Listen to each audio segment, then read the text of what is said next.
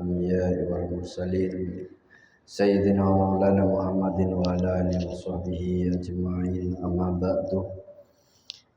Yang saya hormati bapak-bapak, ibu-ibu yang ada di majelis ini, yang saya hormati para alim ulama yang ada di majelis ini, yang saya hormati semua yang hadir di majelis ini.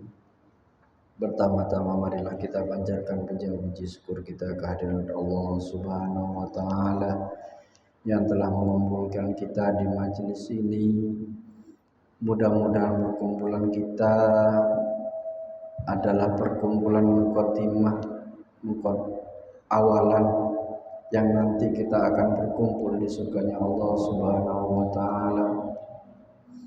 Kedua kalinya salawat dan salam semoga tetap tercurahkan kepada junjungan kita Nabi besar Muhammad sallallahu alaihi wasallam yang selalu kita harapkan syafaat-syafaatnya baik dalam kehidupan di dunia maupun kehidupan akhirat nanti.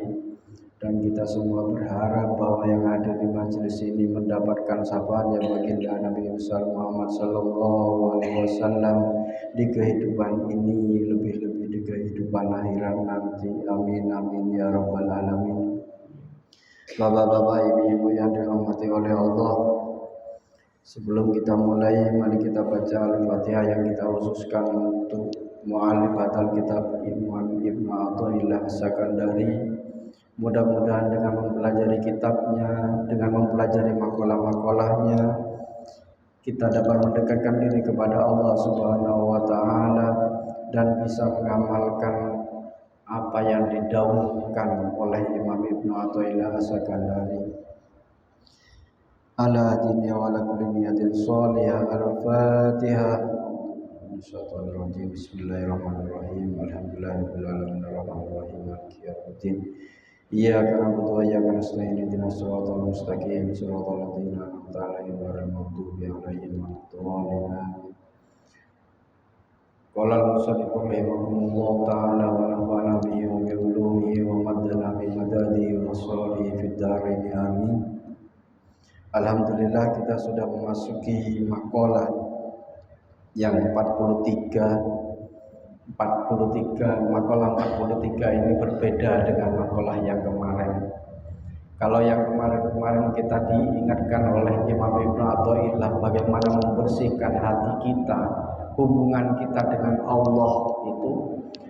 Sedangkan pada makalah yang 43 itu adalah pembahasan sendiri yang membahas tentang bagaimana kita memiliki hubungan dengan manusia, tapi dalam konteks seorang salik.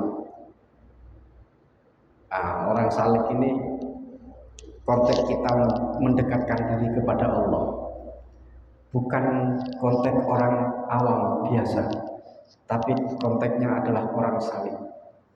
Orang yang betul-betul ingin berdekatan dengan Allah, orang yang betul-betul ingin dekat dengan Allah, itu adalah seorang salik yang memang betul-betul, bukan pura-pura betul.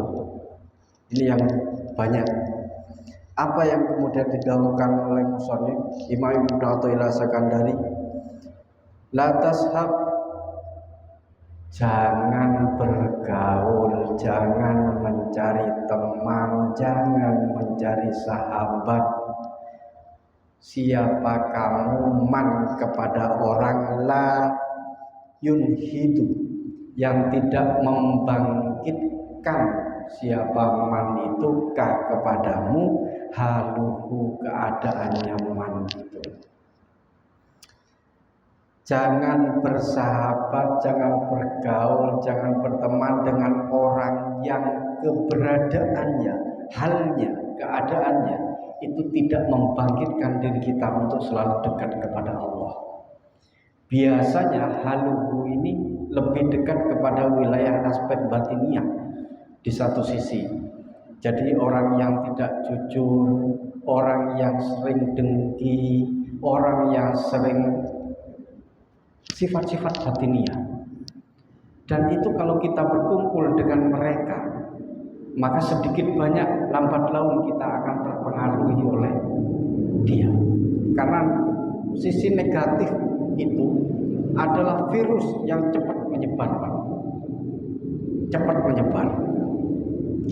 Contoh, kalau kita makan, kita loman, kita sering memberikan makan pada orang, kemudian kita kumpul dengan seseorang yang tidak pernah membagi makanan pada orang.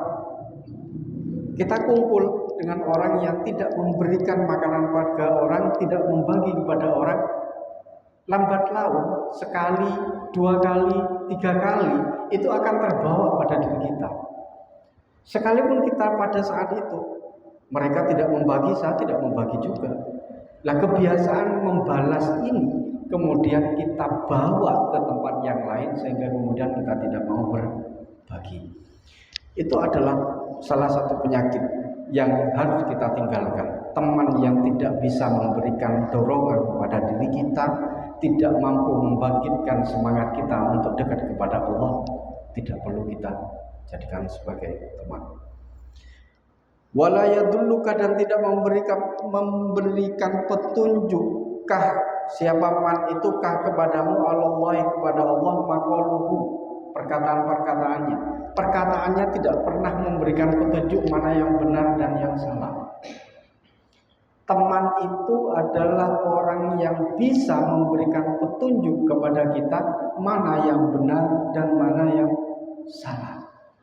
Ini yang harus kita jadikan sebagai teman. Tapi kalau kemudian perkataan-perkataan yang keluar tidak membangkitkan diri kita atau tidak memberikan petunjuk pada kita bahwa Allah itu seperti apa, kebenaran itu seperti apa, maka tidak perlu untuk dijadikan sebagai teman. Kenapa? Makanya di dalam dunia salik itu orang yang berjalan menuju Allah itu ada 2 modalnya. Satu adalah haluhu, yang kedua adalah makoluhu. Keadaannya ini kemudian diartikan sebagai amaliyahnya. Yang kedua adalah perkataan-perkataannya. Jadi 2 orang salik, 2 modal orang salik yang ingin mendekatkan diri kepada Allah, selain hati yang kemarin kita bahas, ada 2, perkataannya dan juga amaliyahnya.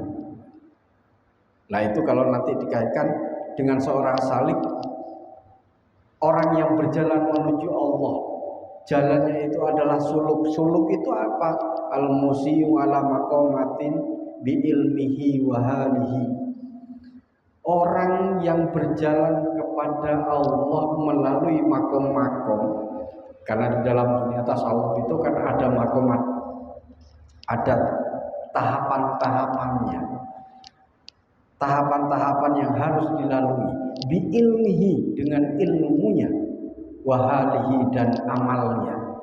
Jadi orang yang salih itu di dalam Ibnu Athaillah As-Sakandari itu harus 2, Pak, modalnya. Bukan hanya sekedar perkataan dan perbuatan, tapi juga ilmu yang harus dimiliki. Ilmu itu harus, belajar itu harus. Kalau kemudian kita melakukan sesuatu tanpa didasari oleh ilmu,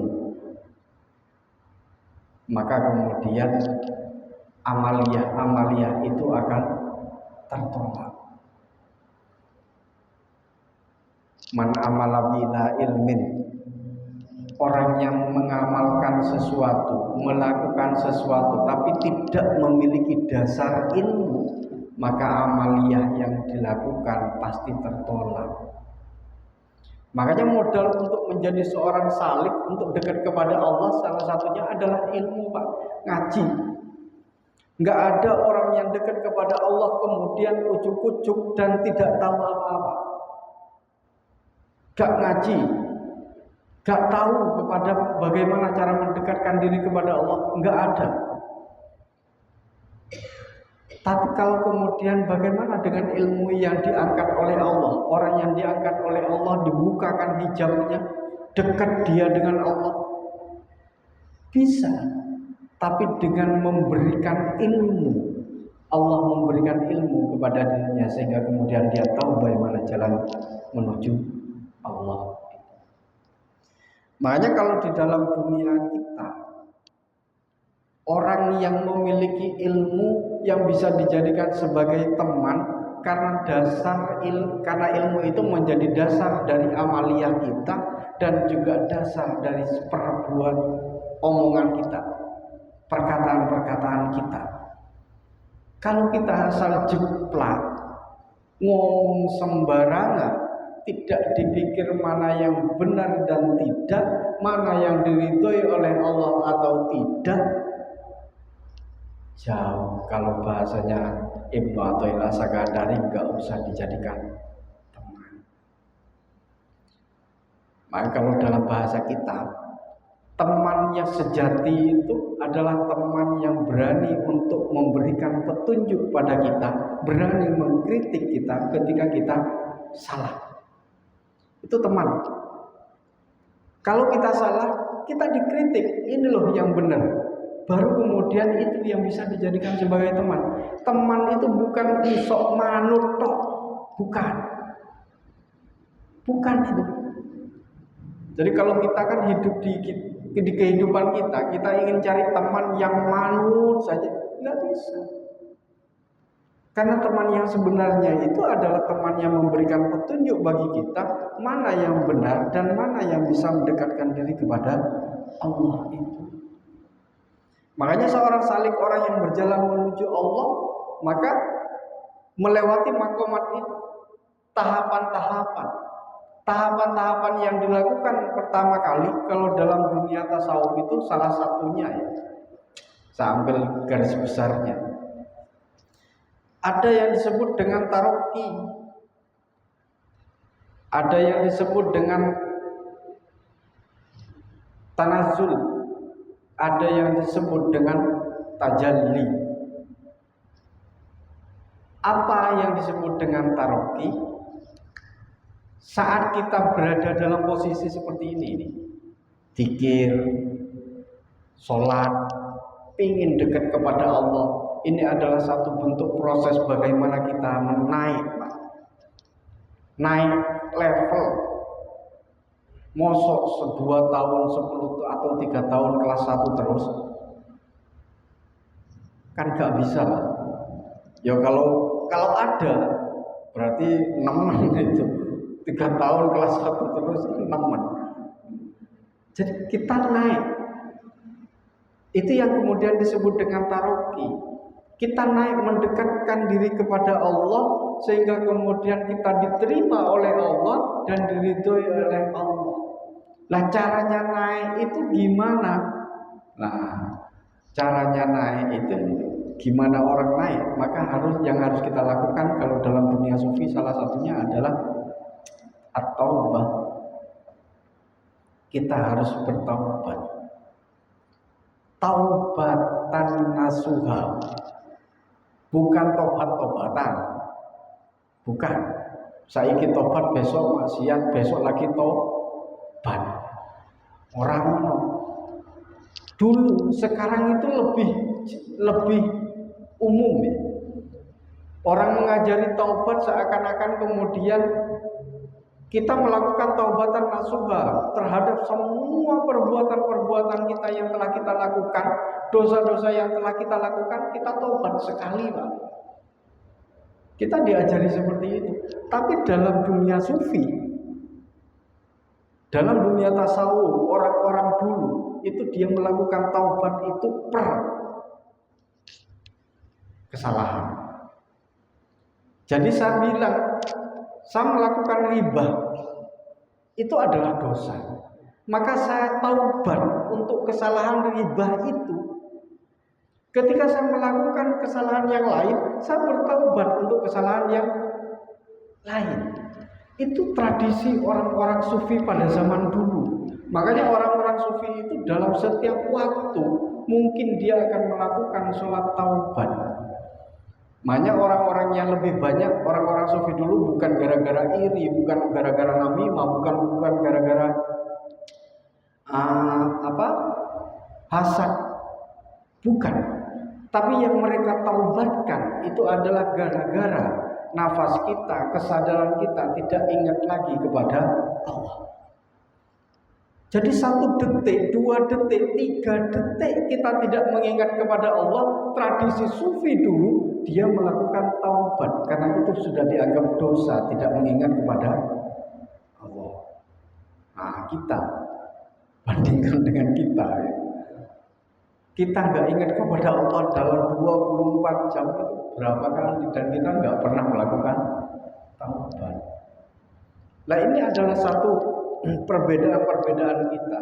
Tapi setidaknya kita berada di sini kita belajar bagaimana kemudian menjadi seorang salik yang betul-betul mendekatkan diri kepada Allah itu. Makanya di dalam taubat kemudian ada, kalau hakullah sih enak, tapi taubat kalau hakul adami, taubat hutang piutang, taubat menyakiti orang, taubat pada yang lain, itu nggak bisa langsung kita berdoa, tapi kita harus masuk pada wilayah istiglalnya. Kita masuk kepada mencari keridhoannya, kehalalannya orang yang pernah kita sakiti. Nah, itu yang berat. Makanya bagaimana kemudian kehidupan kita itu kita atur agar tidak mampu menyakiti orang lain itu berat, Pak. Makanya bagaimana caranya Imam Ibnu Athaillah menyarankan itu, la tashab man la yunhiduka hamu. Jangan menjadikan orang-orang itu sahabat, jangan bergaul dengan orang-orang yang tidak membangkitkan diri kita, mendekatkan diri kepada Allah. Jangan bergaul dengan orang-orang yang perkataannya tidak pernah menyuruh, tidak pernah membimbing kita untuk dekat kepada Allah. Karena risikonya besar. Resikonya besar. Kalau hakul adami, kalau hakullah masih enak, kita langsung tobat kepada Allah. Tapi kalau hakul adami, itu ada yang disebut dengan istiglalnya. Kita harus mencari kehalalannya, keridhoannya orang-orang itu. Nah, biasanya kita melakukan perbuatan-perbuatan yang tidak diinginkan oleh Allah, yang melanggar kepada Allah, itu dalam 2 posisi ini. Satu adalah pada wilayah makolnya, perkataannya, yang kedua pada wilayah halnya, keadaan amaliyahnya. Baru kemudian setelah taubat itu kita beranjak dalam satu makom yang disebut dengan sabar. Sabar itu kan sabar menjalankan perintah Allah, sabar menjauhi larangan Allah. Itu harus sabar, berat. Tapi kalau kita tidak pernah memaksa diri kita untuk selalu sabar mengikuti perintah-perintah Allah, maka kita akan semakin jauh dari Allah. Baru yang terakhir, yang ketiga itu banyak sebenarnya. Ada yang disebut dengan syukur. Jadi syukur itu sudah tidak lagi bicara tentang nikmat apa yang kita peroleh, tapi semua yang datang kepada kita itu harus kita syukuri. Mau baik, mau tidak baik, itu harus kita syukuri. Nah, itu yang kemudian di dalam beberapa makomat.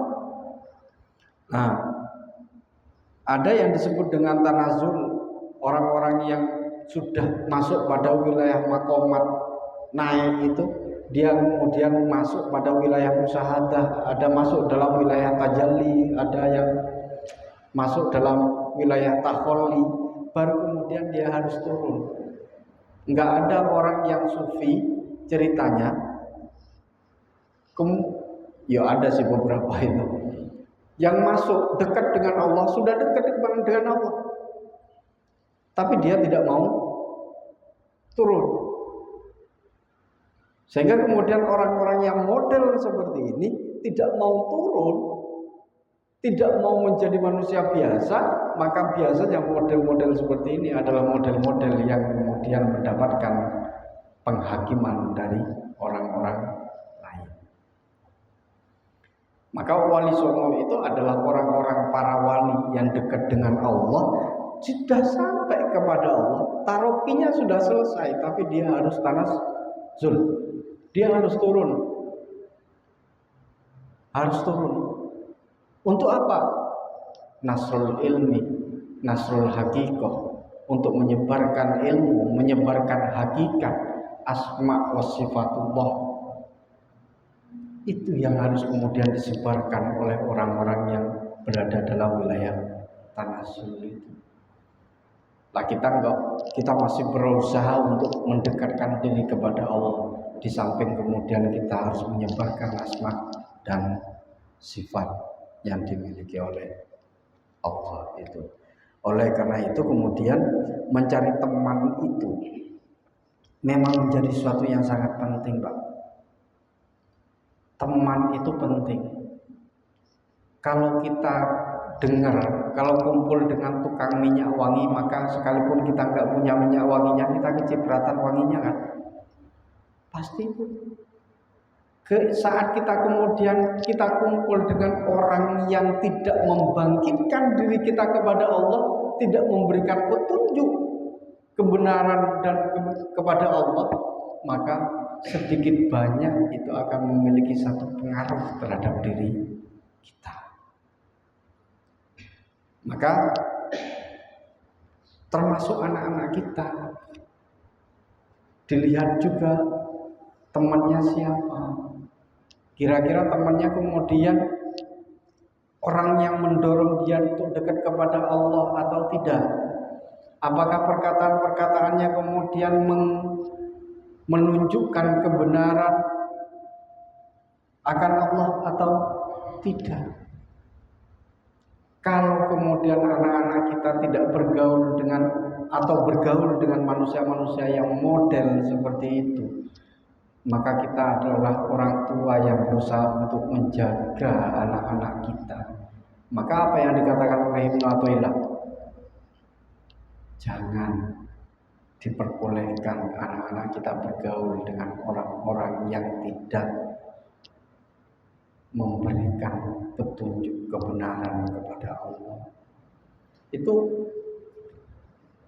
Itu salah satu yang dikatakan di dalam maqalah 43. Bal ushub saykhun arifan yunhiduka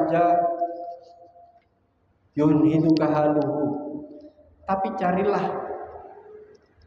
orang yang arif, orang yang bijaksana, orang yang paham pada ilmu, orang yang mampu membangkitkan giroh kita untuk selalu dekat kepada Allah. Nah ini yang kemudian, kenapa kemudian haluhu itu bisa, keadaan amaliyahnya bisa membangkitkan kita untuk dekat kepada Allah? Karena orang-orang seperti itu hanya memiliki satu ta'alluq, hubungan, tujuan hidupnya untuk lillah ta'ala. Sebenarnya kalau kita sholat sudah sering kita lakukan lillahi ta'ala, sudah sering kita lakukan. Nah ini yang kemudian diingatkan oleh Ibnu Athaillah, ayo kita harus punya teman yang memiliki ilmu pengetahuan yang baik dan juga memiliki perbuatan-perbuatan yang baik. Di dalam suami istri pun juga harus diajari dalam dua dimensi ini. Istri harus diajari ilmunya seperti apa, tapi bukan hanya diajari, dikasih contoh dengan perbuatan-perbuatan yang kita lakukan. Ini adalah satu makalah yang luar biasa yang bisa kita praktekkan dalam kehidupan sehari-hari, sehingga kemudian kita tidak terjebak dalam jeratan nafsu kita tidak terjebak dalam jeratan duniawi yang selalu menggiring kita untuk jauh dari Allah Subhanahu wa taala. Dan mudah-mudahan yang ada di majelis ini adalah teman-teman yang memang betul-betul diridhoi oleh Allah, teman-teman yang memiliki ilmu, teman-teman yang memang keadaannya, amaliyahnya selalu dibimbing oleh Allah, diridhoi oleh Allah, sehingga kemudian kita menjalani kehidupan di dunia dan juga kehidupan akhirat nanti berada dalam syafaatnya Nabi besar Muhammad sallallahu alaihi wasallam dan perlindungan Allah Subhanahu wa taala. Amin amin ya rabbal alamin. Saya akhiri, Allahumma fiqlam tariq. Wassalamualaikum warahmatullahi wabarakatuh.